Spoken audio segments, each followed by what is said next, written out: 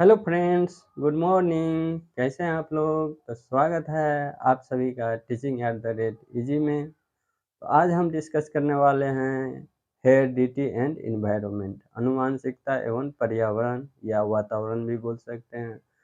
तो आनुवंशिकता क्या होता है और पर्यावरण क्या होता है? तो आनुवंशिकता हेरिडिटी जो होता है, कोई all the quality that a child has inherited from the parents is called heredity। इसका मतलब क्या हो गया? तो जो भी गुण आपके माता पिता से क्या हो रहे हैं, मिल रहे होते हैं, वही गुण आप में क्या हो रहा है, ट्रांसफर हो रहे होते हैं या दिखाई दे रहे होते हैं। उसी को हम हेरिडिटी बोलते हैं। जैसे माँ पिता का जो गुण होता है वो बच्चों में आ जाता है। जैसे पिता का जिस तरह से हाइट रहता है उसी तरह बच्चे में भी हाइट आ जाता है, या पिता का जो हेयर कलर है उसी तरह बच्चों में हेयर कलर आ जाता है। उसके साथ साथ बॉडी स्ट्रक्चर जो होता है, बॉडी टाइप होता है, वो सब कहीं न कहीं बच्चों में आ जाता है। और कुछ न कुछ उसका क्या होता है, क्वालिटी कुछ न कुछ उसका गुण मिलता-जुलता रहता है, तो उसी को हम हेरिडिटी बोलते हैं। उसके बाद पर्यावरण, एनवायरनमेंट, वातावरण के बारे में जानेंगे। तो उसका मतलब ये हो गया कि मीन्स अराउंड द चाइल्ड, यानी बच्चों के चारों ओर का वातावरण, जिसमें वो बच्चा क्या कर सकता है, इंटरैक्ट करता है, यानी अंतःक्रिया करता है, संबंध बताता है। किसके साथ संबंध बनाता है? फैमिली के साथ, नेबरहुड के साथ, उसके बाद स्कूल के साथ, उसके बाद न्यूट्रिशन द चाइल्ड रिसीव। जो भी बच्चे क्या करता है, न्यूट्रिशन खाता है, पीता है या अपने अंदर लेता है, उसके वो आ जाता है इन्वायरमेंट के साथ। तो इन्वायरमेंट का मतलब यही हुआ कि बच्चे के चारों ओर का वातावरण, जिसके साथ वो अंतःक्रिया करता है, संबंध बनाता है अपने फैमिली के साथ, अपने आस-पास पड़ोस के साथ।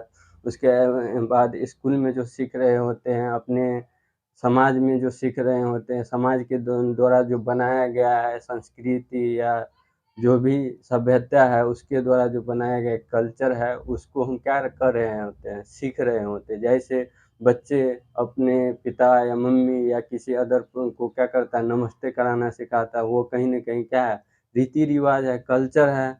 उसके बाद गाली-गलौज सीखते हैं, वो भी कहीं न कहीं एनवायरनमेंट के थ्रू सीखते हैं। स्कूल में कुछ न कुछ एजुकेशन ले रहे होते हैं, वो कहीं क्या है, एनवायरनमेंट है, तो वातावरण ये है। तो उसी के बारे में क्या करता है, यानी सीखते हैं, उसके बारे में पढ़ते हैं, तो वही क्या हुआ, एनवायरनमेंट हुआ। तो एनवायरनमेंट जो होता है वो सोशल होता है। क्या होता है? सोशल होता है। और सोसाइटी से हम सीख सकते हैं या सामाजिक रूप से उसको क्या कर सकते हैं, ग्रहण कर सकते हैं। उसके बाद आता है हेरिडिटी। हेरिडिटी जो होता है वो स्टैटिक और फिक्स होता है। क्या होता है? यानी स्टैटिक होता है और फिक्स होता है, ये अस्थिर होता है। और ये क्या होता है, फिक्स होता है, परमानेंट होता है, उसको हम चेंज नहीं कर सकते, उसको परिवर्तन हम नहीं कर सकते हैं। उसके बाद वो जो हेरिडिटी आता है वो कहाँ से आता है? जीन से, उसको या बायोलॉजिकल या साइकोलॉजिकल उसको बोल सकते हैं। हेरिडिटी जो आता है वो आनुवांशिक जो आता है वो कहाँ से आता है? पेरेंट्स से आता है, माता-पिता से आता है। किसके थ्रू? जीन्स के थ्रू। जीन्स के थ्रू आता है हमारे अंदर, बच्चों के अंदर जो आता है जीन्स के थ्रू, उसको हम बायोलॉजिकल एस्पेक्ट भी बोल सकते हैं, जैविकीय यानी पद्धति के कारण भी बोल सकते हैं। उसके बाद साइकोलॉजिकल या मनोवैज्ञानिक रूप से भी आता है। उसके बाद वही बोले, जो हमारा जो कलर ऑफ आई, योर आई, हमारा जो कलर है, आई का कलर है, कहीं न कहीं जेनेटिक के कारण आता है, हेरिडिटी के कारण आता है।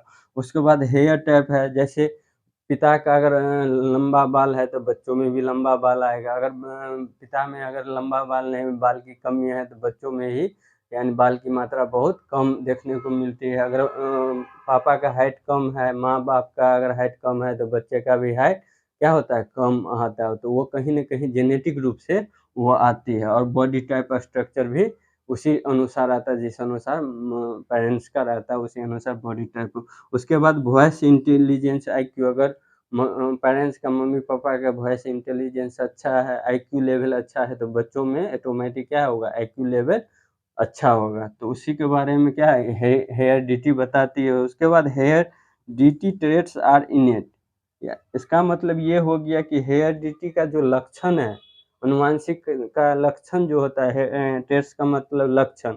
क्या होता है, जन्मजात होता है, वो कहाँ से आता है, आफ्टर बर्थ, यानी बर्थ के समय से वो क्या हो जाता है, स्टार्ट होता है। And they are present at the birth, यानी प्रेजेंट के समय से ही वो क्या हो जाता है, स्टार्ट हो जाती है और वो जन्मजात होता है। उसके बाद आता है ये इन्वायरमेंट जो होता है, सोसाइटी एंड सोशल से जो आती है। उसके बाद वो इन्वायरमेंट के अंतर्गत वो नर्चर आ जाता है। उसके अंतर्गत क्या होता है, उसका डिबेट जो होता है वो नर्चर आ जाता है। नर्चर जो पोषण, जो हम पोषण ग्रहण कर रहे हैं, जो हम प्रकृति से या इन्वायरमेंट से या समाज से जो भी हम ले रहे हैं, ग्रहण कर रहे होते हैं, वो क्या होता है, हमेशा डायनेमिक होता है, हमेशा चेंजेज होता रहता है, हमेशा कुछ न कुछ परिवर्तन होता है। तो नर्चर का मतलब हो गया पोषण, जो भी हम समाज में कर रहे होते हैं, ले रहे होते हैं या हम डाइट के रूप में ले रहे होते हैं, वो कहीं न कहीं क्या होता है, यानी वो चेंजेबल होता है। अगर हम मान लो कि पोषण है, अगर हम सही से डाइट नहीं लेंगे, सही से अगर खान-पान नहीं लेंगे, तो उसकी वजह से, एनवायरनमेंट की वजह से क्या होगा, हमारे हेल्थ पे इफ़ेक्ट पड़ेगा, फिज़िकल स्ट्रक्चर पर, हमारा बॉडी के ढाँचा पे भी क्या होगा, इफ़ेक्ट पड़ेगा। और ये हमेशा क्या होगा, डायनेमिक होगा, ये परिवर्तनशील होगा। उसके बाद ये जो आता है हेरिडिटी के अंतर्गत, वो नेचर डिबेट आ जाता है। क्या आ जाता है, नेचर, नेचर डिबेट आ जाता है। और वो क्या होता है, स्टैटिक एंड या फिक्स होता है, वो स्थिर एवं क्या होता है, फिक्स होता है। उसके अंतर्गत 2 पॉइंट आ जाता है, कभी-कभी ये पूछ लिया जाता है सीटेट में, और पूछा भी गया है कि इंट्रापर्सनल और इंटरपर्सनल क्या होता है। तो इंट्रापर्सनल, इंट्रा का मतलब हुआ, इंट्रा का मतलब हो गया सेल्फ, क्या हो गया, सेल्फ हो गया। इंट्रा का मतलब सेल्फ, इंटर का मतलब हो गया अदर्स, क्या हो गया, अदर्स। इंटर का मतलब कि दूसरे में या दूसरे से जो भी कुछ हम सीख रहे हैं, कोई भी अदर सोर्स के माध्यम से, तो वो इंटरपर्सनल हो गया। और इंट्रापर्सनल यानी खुद सेल्फ, अपने आप में जो भी हम सीख रहे हैं, अपने से जो कर रहे होते हैं, अपने आप में जो इम्प्रूवमेंट कर रहे हैं, वो इंट्रापर्सनल हो गया। और इंटरपर्सनल जो हम सोसाइटी से, सोशल से, या जो भी हम सीख रहे हैं, दूसरे से हम जो भी सीखते हैं, वो क्या होता है, इंटरपर्सनल होता है। तो इंटरपर्सनल क्या हो गया, सोशल हो गया, क्या हो गया, सोशल। इसको सोसाइटी भी बोल सकते हैं, क्या बोल सकते हैं, सोसाइटी बोल सकते हैं। इंट्रापर्सनल का मतलब हो गया, क्या हो गया, सेल्फ हो गया। सेल्फ का मतलब वो स्टैटिक हो गया, क्या हो गया, स्टैटिक एवं फिक्स हो गया, क्या हो गया, फिक्स हो गया। तो इंट्रापर्सनल क्या आ जाएगा, हेरिडिटी के अंतर्गत आ जाएगा। और इंटरपर्सनल किसके अंतर्गत आ जाएगा, इन्वायरमेंट के अंतर्गत आ जाएगा। तो ये सब पॉइंट था। उसके बाद आगे हम चलते हैं, बढ़ते हैं। उसके बाद दोस्तों, ये बहुत वीवीआई पॉइंट है, ये बहुत बार पूछा गया है कि जेंडर और सेक्स, सेक्स का मतलब भी लिंग होता है और जेंडर का मतलब भी क्या होता है, लिंग होता है। दोनों का मतलब क्या होता है, लिंग होता है। इसमें बहुत बार गलती कर देते हैं स्टूडेंट, सीटेट के जितने भी विद्यार्थी हैं, जितने भी टीचिंग लाइन से में पढ़ रहे हैं स्टूडेंट है, सबसे पहली बात है, सेक्स और जेंडर में क्या, दोनों का हिंदी मीनिंग लिंग होता है। तो वहाँ उस केस में क्या देखना है, एक बार इंग्लिश टर्म को देख लेना है कि सेक्स लिखा हुआ है कि जेंडर लिखा हुआ है। अगर जेंडर लिखा है तो वो क्या होगा, उस केस में वो सोशल और सोसाइटी से आएगा। क्या होगा, जेंडर जो हमारा लिंग का निर्धारण किया गया, वो सोसाइटी से क्या किया गया, निर्धारण किया गया, सोशल समाज ने दिया गया है, समाज के द्वारा क्या किया गया, पहचान दिया गया, और वो इन्वायरमेंट से क्या है, रिलेटेड है। लेकिन सेक्स जो होता है वो बायोलॉजिकल होता है, वो स्टैटिक होता है, वो फिक्स होता है। तो सेक्स का मतलब बायोलॉजिकल या स्टैटिकल या फिक्स होगा। या जेंडर का मतलब हो गया सोशल और सोसाइटी या एनवायरनमेंट से क्या है, रिलेटेड है, कहीं न कहीं क्या है, रिलेटेड है। उससे क्वेश्चन बहुत बार देखने को मिला है, जेंडर और सेक्स से। और 2020 में भी ये पूछा गया था और 19 में भी क्वेश्चन ये पूछा गया था। उसके बाद आ जाता है नेचर वर्सेस नर्चर। नर्चर और नेचर में क्या फ़र्क है? नेचर और नर्चर, नेचर जो होता है वो कहीं न कहीं क्या है, किससे है? वो हेरिडिटी से क्या है, रिलेटेड है, हेरिडिटी से रिलेटेड है। और वो भी क्या होता है, स्टैटिक और फिक्स होता है। वो क्या होता है, एडप्टिव नहीं होता, वो उसको योगात्मक के रूप में हम उसको नहीं देख सकते, उसको क्या किसके टर्म्स देख सकते हैं, मल्टीप्लिकेशन के रूप में देख सकते हैं। जब भी डेवलपमेंट होता है, बच्चों का विकास होता है, वो हमेशा हेरिडिटी के साथ साथ क्या इन्वायरमेंट का भी योगदान होता है। और नर्चर जो होता है वो किससे रिलेटेड है, इन्वायरमेंट से रिलेटेड है, और वो सोशल और सोसाइटी से क्या है, रिलेटेड है। और वो क्या होता है, हमेशा परिवर्तन होता रहा है। पर्यावरण जो होता है, वातावरण जो होता है, वातावरण में हमेशा कुछ न कुछ हम नया सीखते रहते, कुछ न कुछ हम ऐसा क्या करते रहते, परिवर्तन करते रहते, वो डायनेमिक होता है। उसके बाद आ जाता है जीनोटाइप या फिनोटाइप। कभी-कभी ये भी आ जाता है जीनोटाइप क्या होता है, फिनोटाइप क्या होता है। तो जीनोटाइप होता है जब कोई भी पेरेंट्स से या माता-पिता से जो भी गुण अपने बच्चों में ट्रांसफ़र हो रहता है, और क्वालिटी जो ट्रांसफ़र होगा किसमें, अपने बच्चों में, तो वो क्या होगा, जीनोटाइप कहलाएगा। यानी first generation total history transfer to कितना, second generation, transfer to second generation.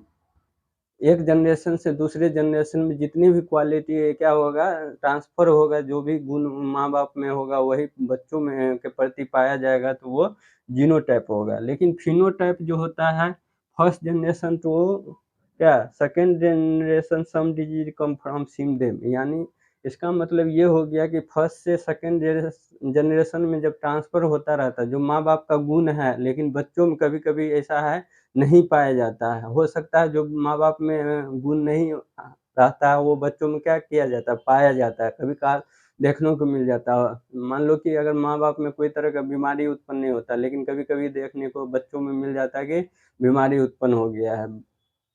वही उसका मतलब यही सेंस हो गया फिनोटाइप का मतलब, जो माँ-बाप में नहीं दिखाई देगा वो बच्चों में कभी-कभी क्या आता है, यानी उसका लक्षण आ जाता है बीमारी का, या कोई भी यानी सिचुएशन पैदा हो जाता है। अगर पापा का अगर बाल क्या है, हेयर कलर ज़्यादा है, मोड़ है, लेकिन बच्चों में नहीं पाया जाता।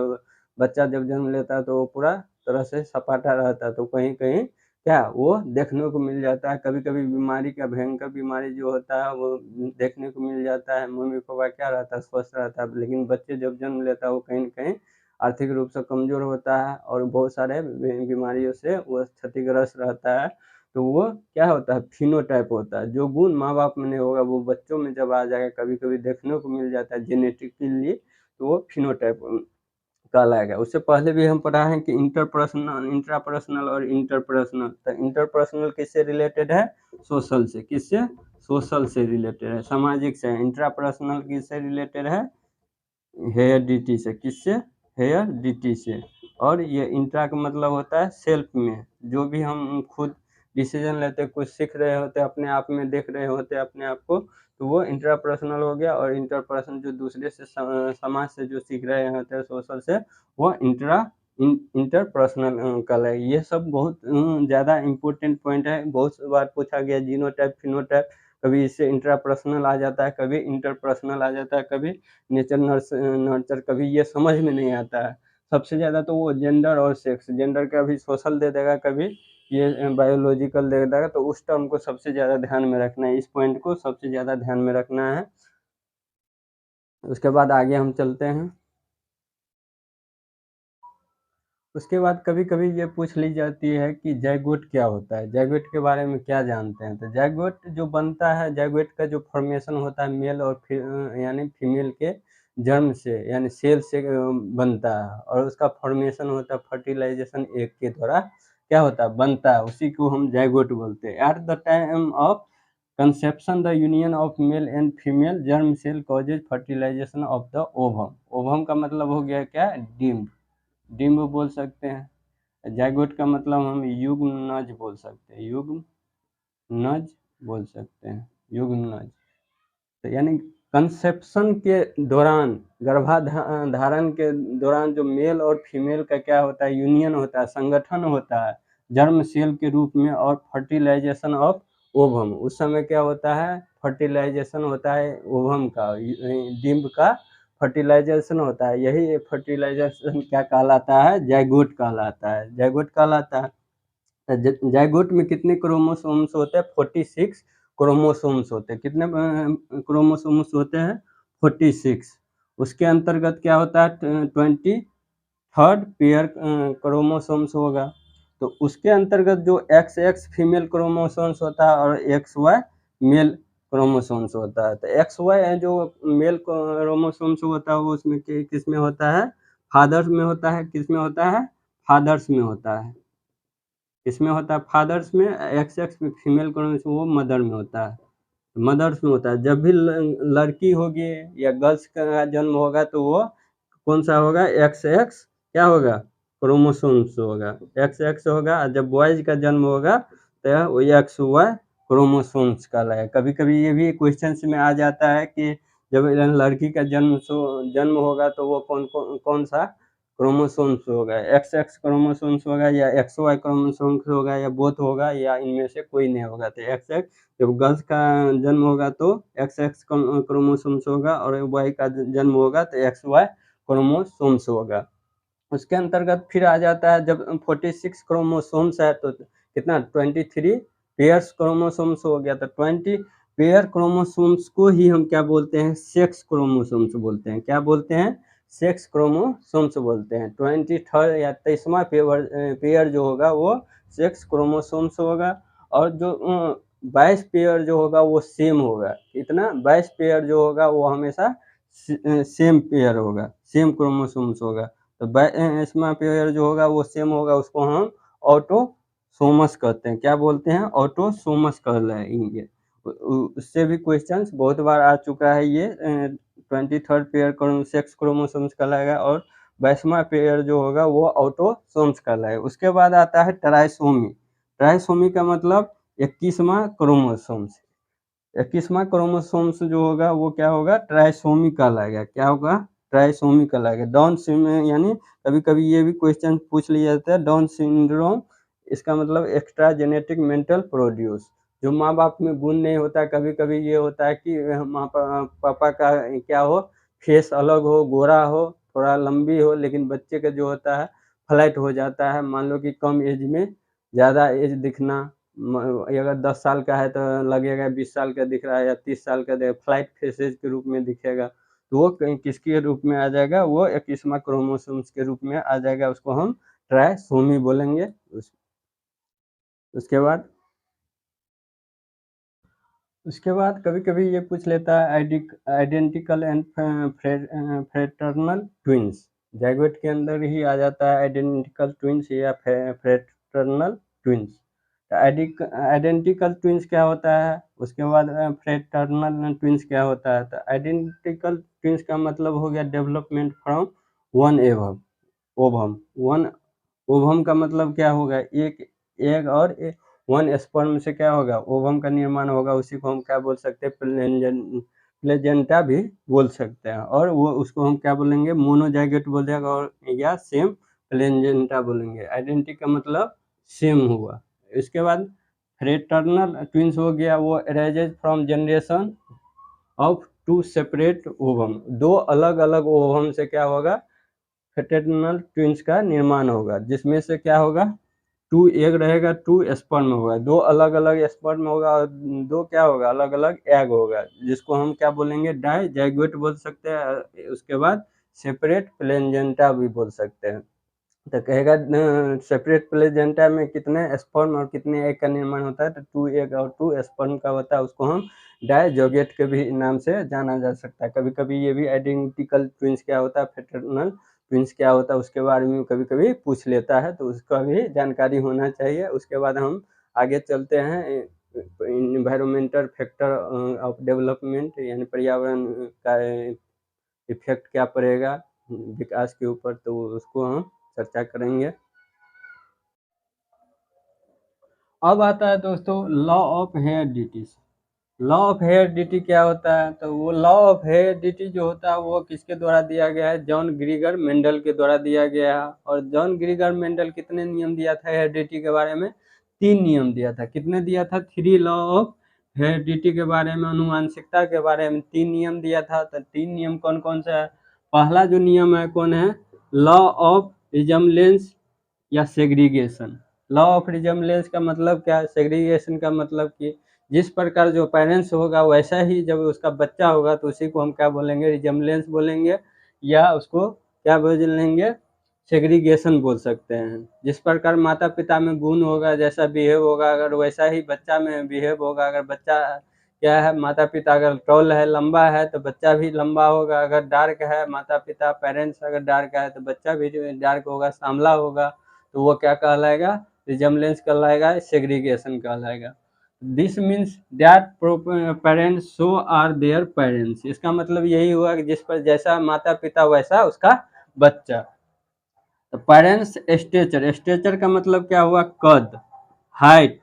अगर माता पिता का हाइट क्या है, छोटा है, शॉर्ट का मतलब छोटा है, तो उसका बच्चा भी क्या होगा, छोटा होगा। क्या होगा, उसका बच्चा भी छोटा होगा, बोना होगा। अगर माता पिता क्या है, पेरेंट्स का अगर हाइट टॉल है तो इसका बच्चा भी टॉल होगा, लंबा होगा। अगर डार्क है, डार्क का मतलब सांवला, क्या है, सांवला। अगर सांवला होगा तो बच्चा भी क्या होगा, सांवला होगा। और अगर पेरेंट्स का कलर क्या है, फेयर है, तो अगर उसका बच्चा भी क्या होगा, फेयर होगा। तो वो क्या कहलाएगा, लॉ ऑफ रिजम्बलेंस कहलाएगा या सेग्रीगेशन कहलाएगा। दूसरा नियम है लॉ ऑफ वेरिएशन। क्या कहलाएगा, लॉ ऑफ वेरिएशन या डोमिनेंस।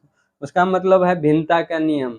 डोमिनेंस का मतलब भिन्नता, या वेरिएशन का भी मतलब होता है भिन्नता का नियम। जब पेरेंट्स क्या होगा, अगर फेयर होगा, अगर उसका बच्चा अगर सांवला हो जाएगा तो एक दूसरे के क्या होगा, अपोजिट होगा।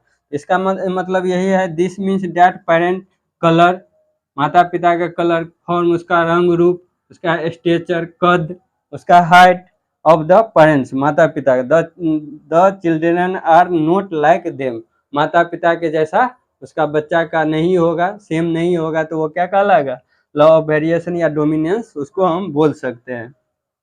जैसे पेरेंट्स है, पेरेंट्स का जस्ट ऑपोजिट क्या होगा, उसका बच्चा होगा। कैसे बच्चा ऑपोजिट होगा, तो अगर डार्क है, डार्क माने सांवला, अगर पेरेंट्स का क्या है, कलर अगर सांवला है, तो उसका बच्चा का क्या होगा, अगर फेयर हो गया, जस्ट उसका अपोजिट हो गया। माता पिता सांवला है लेकिन उसका बच्चा अगर गोरा आ जाए तो वो क्या कहलाएगा, लॉ ऑफ वेरिएशन कहलाएगा या डोमिनेंस कहलाएगा।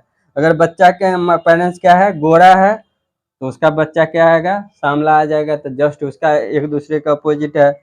माता पिता क्या है, टॉल है, तो बच्चा अगर बोना निकल गया, हाइट में छोटा निकल गया, तो वो लॉ ऑफ वेरिएशन या डोमिनेंस कह सकते हैं। अब तीसरा क्या है, उसके आगे है जो लॉ ऑफ क्या है, रिग्रेशन है। तो लॉ ऑफ रिग्रेशन के बारे में जानते हैं। तो उसका एग्जाम्पल है किसका, लॉ ऑफ वेरिएशन या डोमिनेंस का एग्जाम्पल है वही जो बोले थे कि पेरेंट्स का क्या होता है, जो पेरेंट्स का कलर होगा वो चाइल्ड का एक दूसरे का अपोजिट होगा। तो पेरेंट्स का अगर कलर क्या है, डार्क है, सांवला है, तो बच्चे का क्या होगा, फेयर होगा, गोरा होगा। अगर माता पिता का क्या है, फेयर है, गोरा है, तो बच्चा क्या होगा, डार्क होगा। अगर बच्चा क्या है, लंबा, पेरेंट्स अगर लंबा है तो बच्चा क्या होगा, छोटा होगा, कद में बोना होगा। तो लॉ ऑफ वेरिएंस और लॉ ऑफ डोमिनेंस उसी को बोलते हैं भिन्नता का नियम। पेरेंट्स का जस्ट ऑपोजिट क्या होगा, बच्चा होगा। अगर बच्चा लंबा है तो माता पिता क्या होगा, कद में छोटा होगा। अगर माता पिता लंबा है तो बच्चा छोटा होगा। अगर माँ पिता क्या होगा, डार्क होगा, तो बच्चा क्या होगा, फेयर होगा। ये एक दूसरे का क्या है, अपोजिट है। उसके बाद आता है तीसरा नियम। तीसरा नियम क्या कहता है, लॉ ऑफ रिग्रेशन या इंडिपेंडेंट असॉर्टमेंट, प्रत्यागमन का सिद्धांत। तो ये लॉ ऑफ रिग्रेशन क्या होता है, जब बच्चा क्या होता है, माता पिता, कभी कभी ऐसा होता है कि माता पिता में जो गुण नहीं पाया जाता वो गुण किसमें आ जाता है, उसके बच्चे में आ जाता है। मान लो कि माता पिता या पेरेंट्स क्या है, एक दूसरे का IQ लेवल अच्छा है, बुद्धिमत्ता का स्तर, सोचने का लेवल अच्छा है, लेकिन कभी कभी बच्चा उसका जो जन्म लेता है वो क्या होता है, कम बुद्धि वाला होता है, उसका मेंटल लेवल बहुत कम होता है। उसी के बारे में लॉ ऑफ रिग्रेशन बोलते हैं। और वो लॉ ऑफ रिग्रेशन जो दिया गया था, वो नियम किसके द्वारा दिया गया था, सोरेनसन के द्वारा किया गया था, प्रोपेंडेड किया गया था सोरेनसन के द्वारा। लॉ ऑफ रिग्रेशन को दिया गया था। जैसे कि एग्जाम्पल में है, क्या है कि पेरेंट्स IQ इंटेलिजेंट, पेरेंट्स का क्या है, इंटेलिजेंट, IQ लेवल यानी सोचने समझने की क्षमता बहुत ज़्यादा है, और उनका बच्चा है क्या है, लेस IQ, उसका कम बुद्धि, कम बुद्धि वाले बच्चे। जिसका माता पिता क्या है, एक अच्छे लेवल का IQ है, बुद्धिमत्ता है, उसका हायर IQ है, लेकिन उसका बच्चा का जन्म जो होता है तो उसका यानी IQ लेवल, अक्लमंद माता पिता का क्या बच्चा यानी मूर्ख निकल जाता है, तो उसी को हम क्या बोलते हैं, लॉ ऑफ रिग्रेशन बोलते हैं। तो यही सब नियम था, 3 नियम था। पहला नियम था लॉ ऑफ सेग्रीगेशन बोल सकते हैं या रिजम्बलेंस बोल सकते हैं, जैसा का वैसा, जैसे माता पिता वैसा बाल बच्चा। दूसरा क्या था, लॉ ऑफ वेरिएशन या उसको डोमिनेंस भी बोल सकते हैं, भिन्नता का नियम। अगर जैसा माता पिता है उसका अपोजिट क्या होगा, उसका बच्चा होगा, उसका चाइल्ड होगा, तो वो क्या कहलाएगा, लॉ ऑफ वेरिएंस। तीसरा है लॉ ऑफ रिग्रेशन, जो बच्चा का जो माता पिता में गुण नहीं होगा वो बच्चे में अगर गुण आ जाता है, मान लो कि बच्चा माता पिता में अगर बीमारी है तो हो सकता है बच्चा में नहीं आएगा, हो सकता है जो माता पिता में गुण नहीं आया वो हो सकता है आने वाला पीरियड में उसके बच्चे में क्या हो, कोई जेनेटिक प्रॉब्लम आ जाए, कोई बीमारी उत्पन्न हो जाए, तो वो कहीं ना कहीं इन्वायरमेंट का भी इफेक्ट पड़ता है, तो वो लॉ ऑफ रिजेम्बलेंस कहलाएगा। और इससे बहुत बार क्वेश्चन पूछा गया हर टीईटी एग्जाम में, और बहुत सारे एसटीईटी का हरियाणा टीईटी में भी पूछा गया है, रीट में भी पूछा गया है ये क्वेश्चन। तो उसको बहुत ध्यान से रखना है कि लॉ ऑफ रिग्रेशन किया गया है किसके द्वारा, तो सोरेनसन के द्वारा। जिसका माता पिता अक्लमंद होगा उसका बच्चा क्या होगा, कम बुद्धि वाले बच्चे होगा। अगर तो यही 3 नियम था। अगर आप इस चैनल पे नए हैं तो मेरे चैनल को सब्सक्राइब कर लीजिए। इस तरह का अगर वीडियो चाहते हैं बराबर तो हम इसी तरह से रिलेटेड वीडियो बनाते रहेंगे, आपको प्रिपेयर करेंगे। आप अगर चैनल पर नए आए तो मेरे चैनल को सब्सक्राइब कर लीजिए। ओके, थैंक यू, धन्यवाद।